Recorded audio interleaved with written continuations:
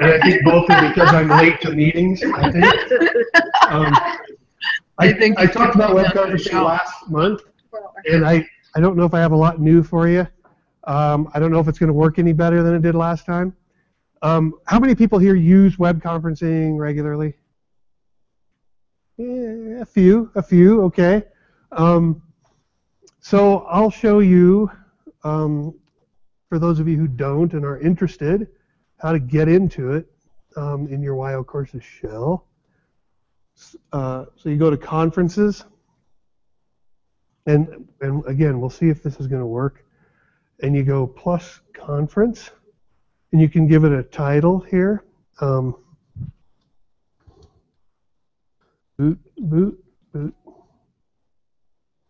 Bootcamp test, okay?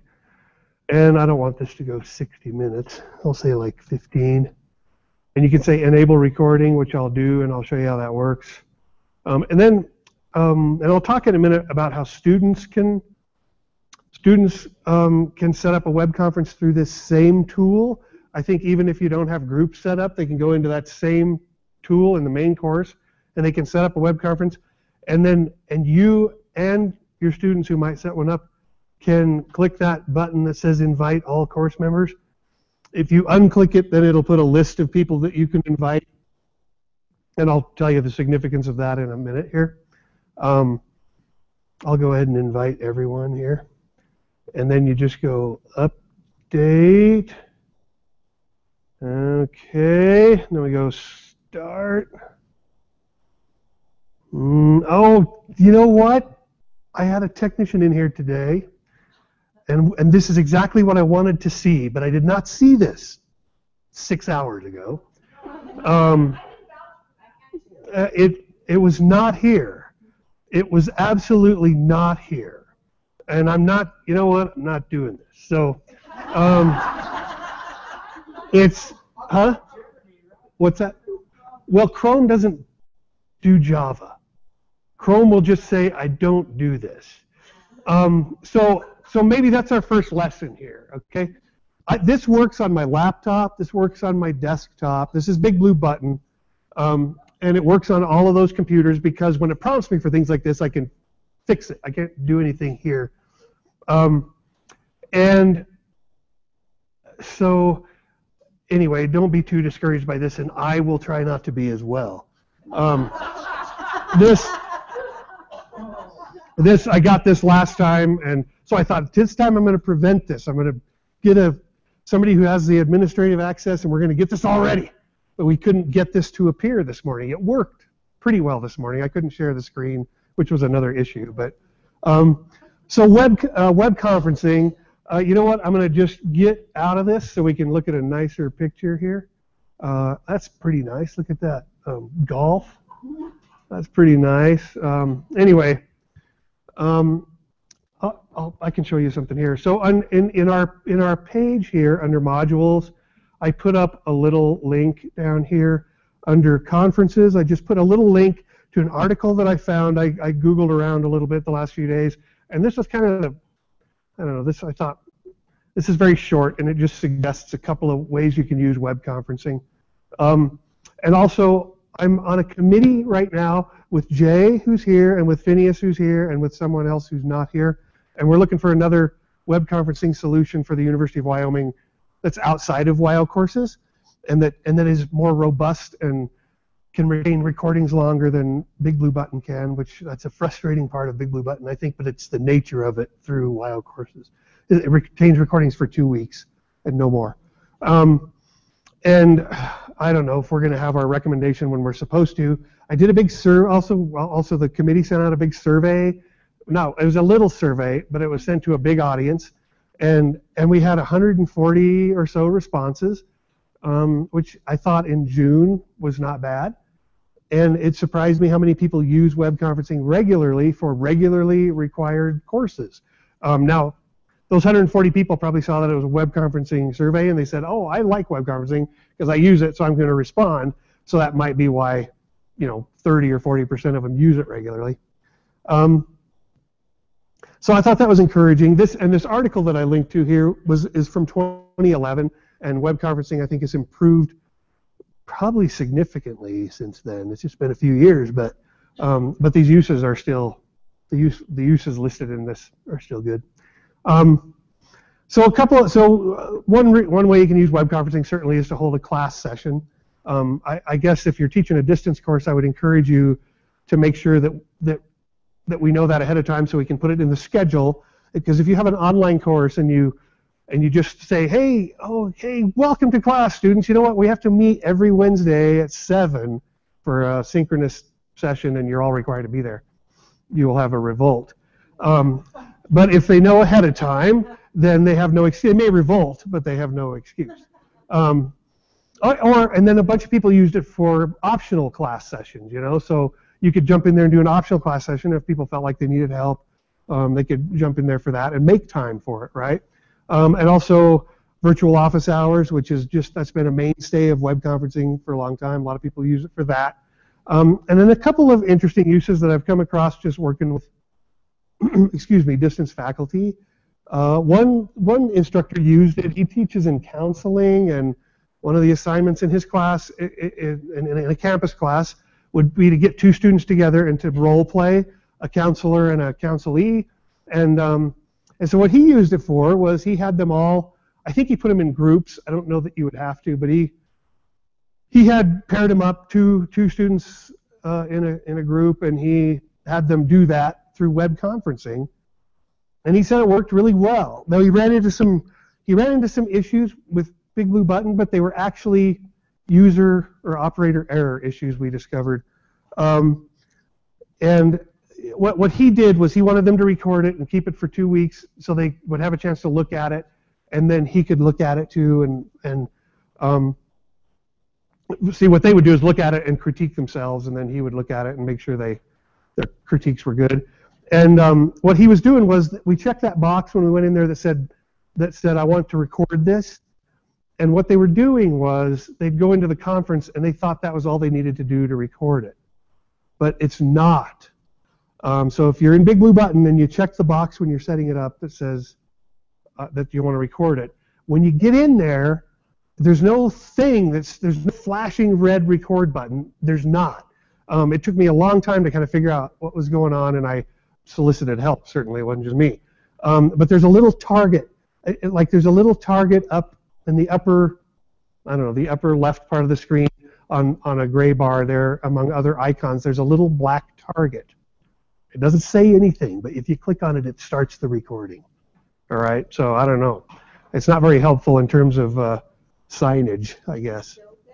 Well, I can't get into the conference to show you. Let me try one more time, and maybe it forgot that I don't have Java, whatever. That's so frustrating. All right. Oh, look, it's in progress. Yeah, right.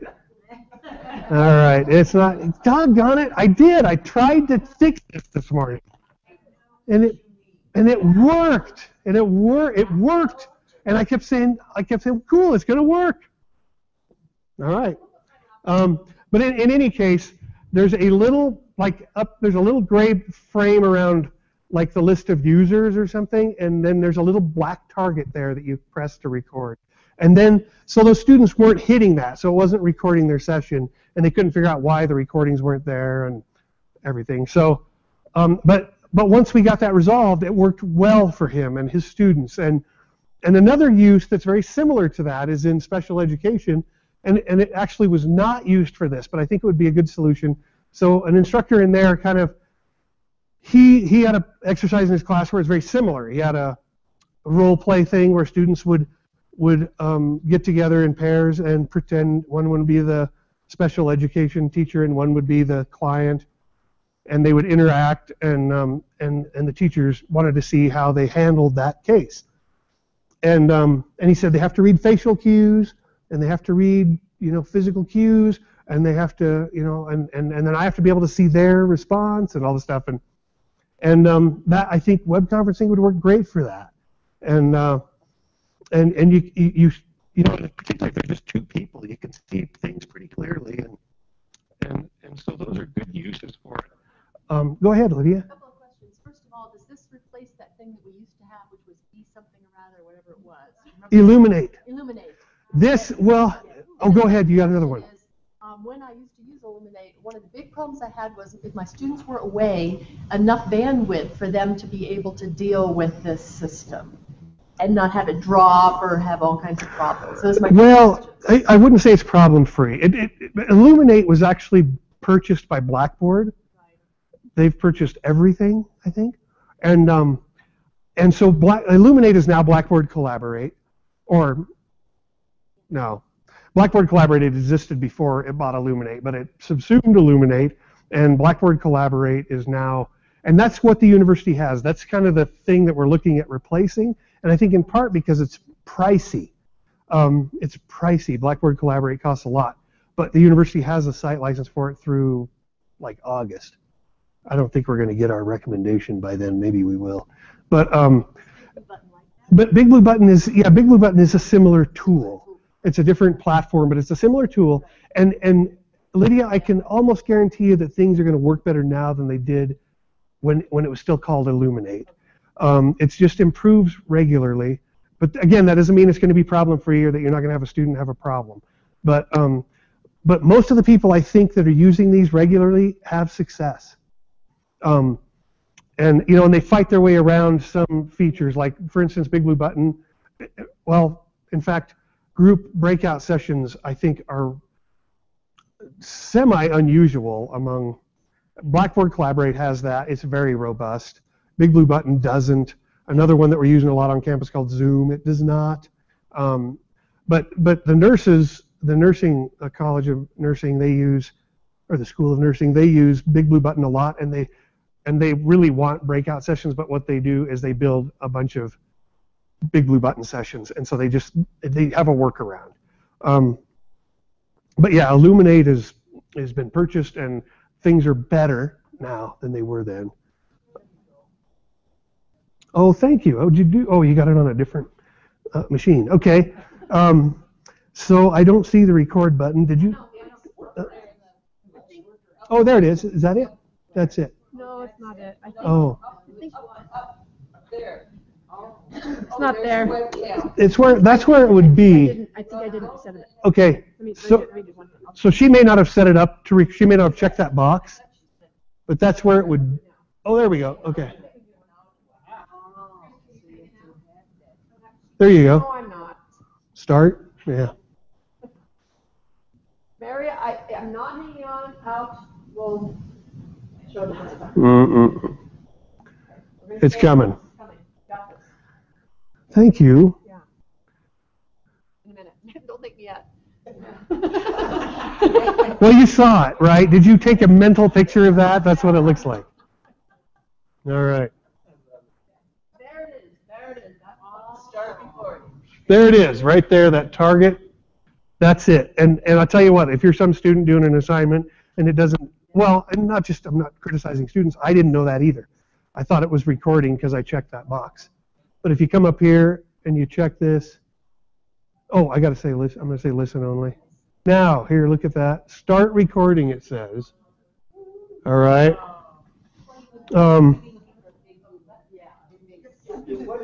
What's that? Oh yeah, I don't know if there's anything. There's nothing in there that's blue, right? A little text, right? Big blue text is what they should call it. And then this is pretty straightforward. I'm going to try some stuff. All right. There's Jane. Hi, Jane. If I go in here to share screen, and I'm going to say full screen and trust. Yeah, it's just. All right, well, we'll see here what happens. Sorry about that.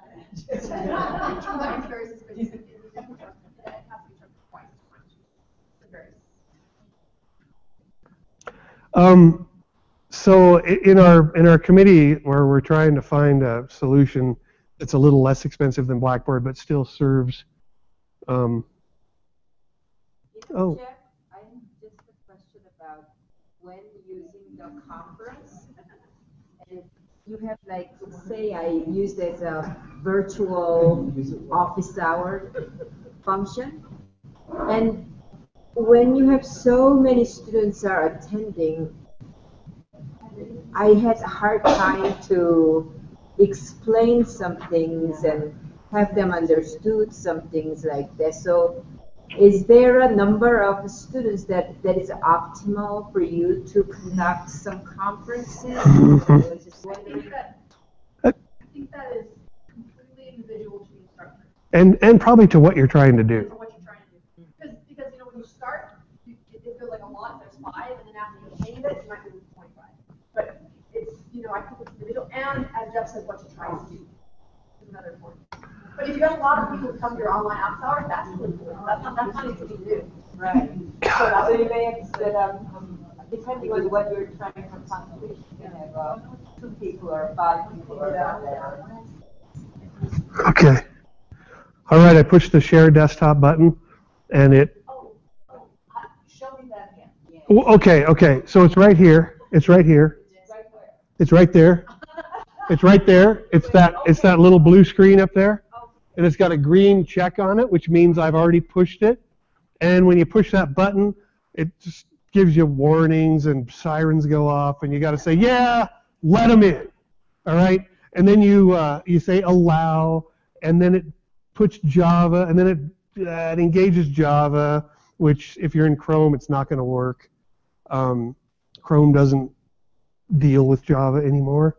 And so now I'm not sharing, I think, quite yet. I'm going to come up here, and I'm going to click OK. This is the preview. This is what I will share, which is the screen. And so I'm going to click OK. And nothing's happening really here, but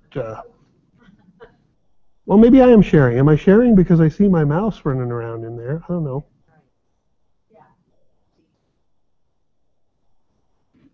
I don't think it's sharing because I think it should be more obvious than that.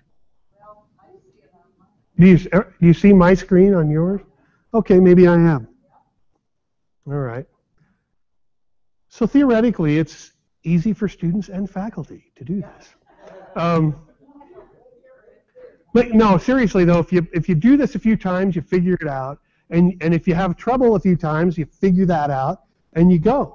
And if you've done it a couple of semesters, then you know what to tell students. And if you want us to help you, certainly if you're teaching a distance class, we can tell you what to tell students, or we can write something up for you to put in your class, or we can help you write something to put in your class, so they know what's going on.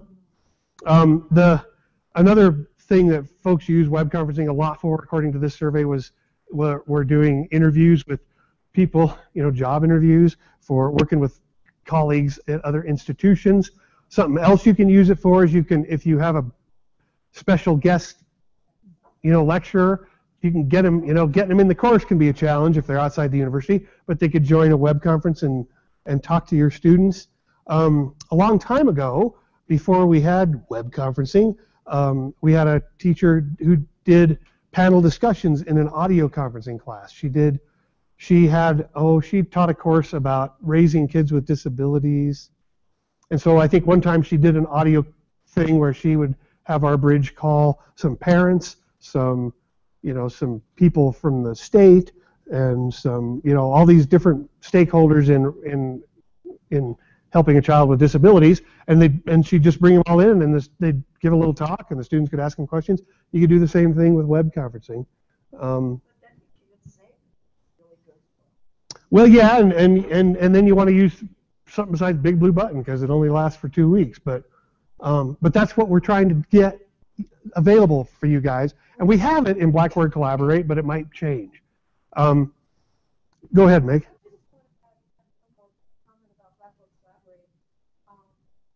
Despite what we saw today, Big Blue Button is much simpler. It is much easier to use than Collaborate. As are many of the other tools that we're looking at. Mm-hmm. Collaborate is very complex, and I'm a nursing faculty who is very familiar with Collaborate, used it a lot.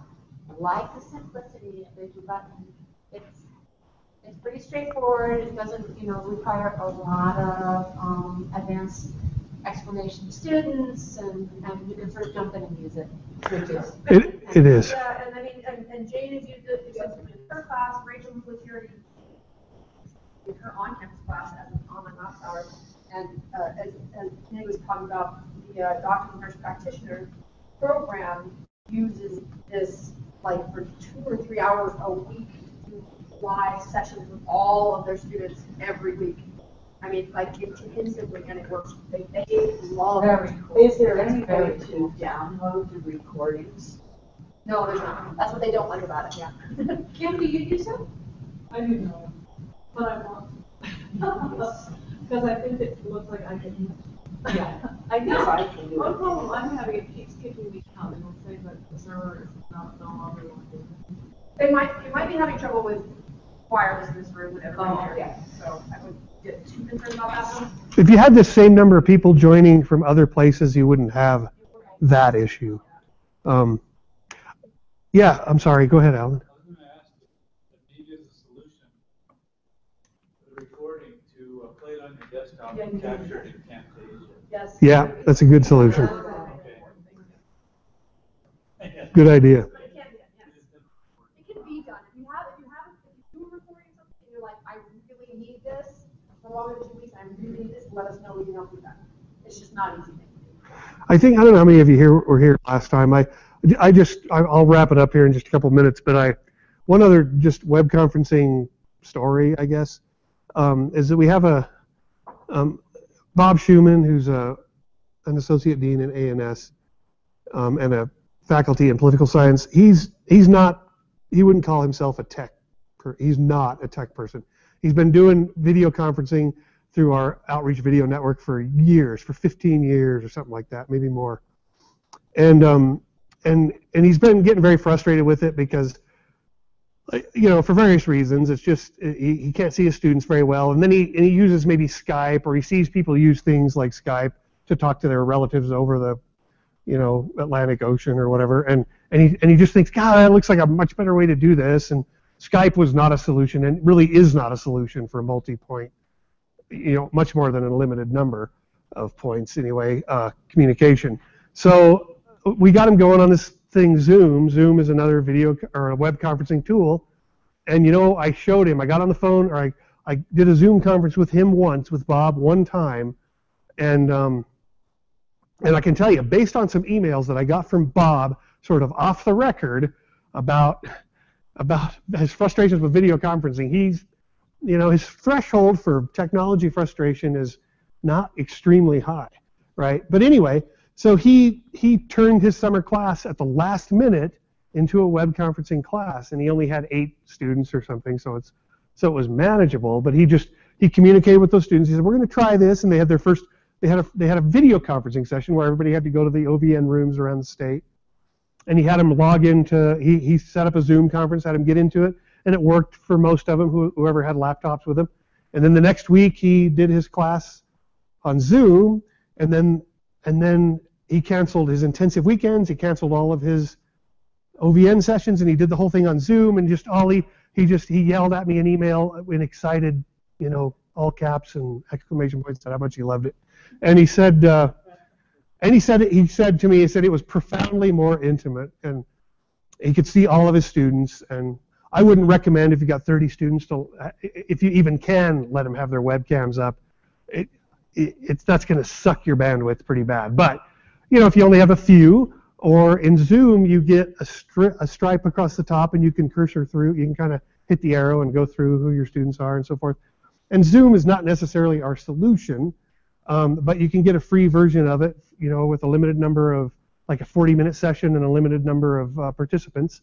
And so, Google Zoom, and you can find it, and you can try it out. It might be our solution, but I don't know. And it's pretty stripped down. It doesn't have breakout groups. It doesn't have, I don't think you can share documents through it. You can share your screen, and it has breakout groups. And I think it has a whiteboard if you have a mobile device.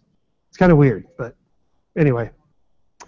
So that's it. Other questions? All right, thank you very much. I think we're done here. And